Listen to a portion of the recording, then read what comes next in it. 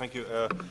Minister, the issue of fracking is something that is certainly very pertinent regarding the constituents that I come from in Sligo, Leitrim and indeed across into Fermanagh, because there was a huge campaign for many years to bring about a situation where we would ban fracking. And in that context, people in the community and politicians and people from all over that region and indeed all over the country became experts, in effect, in what the impacts of fracking would be on the ecology, on the groundwater, on the geology of the area, on all of that.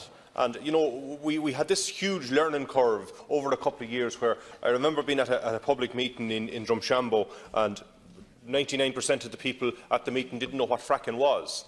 And within, I'd say, 6 months, we had a situation where we had people who could give you details of mini earthquakes happening in place, all sorts of things that nobody could believe could possibly be visited on a community, certainly in rural Ireland, but they were getting all of this information from where it was happening in other countries. And one of the main places they were getting it from was in Pennsylvania and in parts of America. And that's exactly where now we have a proposal that we would use this terminal to import gas from.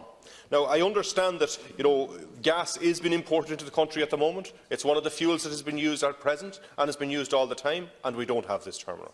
So I think the logic of all of this is, and while many people can quote science on both sides, and in truth, you will have different scientific views, just like you will have different political views, or you will have different views from varying experts, and what you have to be able to do is assess that and come up with what is the most logical and works and puts us in the right trajectory for where we want to be in the future. And certainly I think for anyone who would logically look at this would recognise that we have, and it's a government stated policy and it's the policy of this House, that we want to move to a situation where we are not dealing with any fossil fuels, including gas, that we are removing them from our energy source. And if we are going to do that, the prospect now of building a new terminal to import fossil fuels just flies in the face of that logic.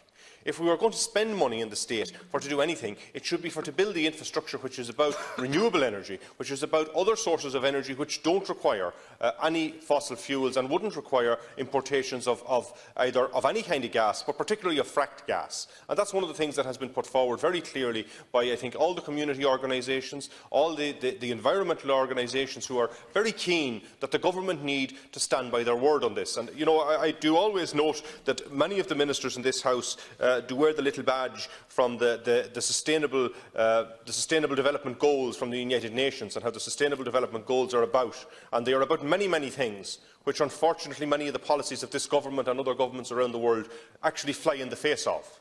And one of those things is about making sure that we look after our environment and we look after the future of the planet. And if we are going to look after the future of the planet, well, we have to recognise that fossil fuels cannot be part of that. And that means we have to stop looking down for our energy and start looking up for it. And if we are going to start looking up for it, we are talking about solar, we are talking about wind energy, we are talking about other forms of energy which do not have that negative impact on our environment. So, Minister, really I think what we have to see here, and what this debate is really about, is about where is the emphasis going to go? Is the emphasis actually going to go on continuing to go down the road of using fossil fuels under the guise that this is some kind of a transition? Or are we actually going to switch and make that switch very clear, that our resources and all our energy and everything that we develop into the future is going to be about renewables? And if we are going to do that, then we have to recognise that this proposal in the Shannon estuary is not a sensible proposal at this point in time. It may have been 10 or 15 years ago.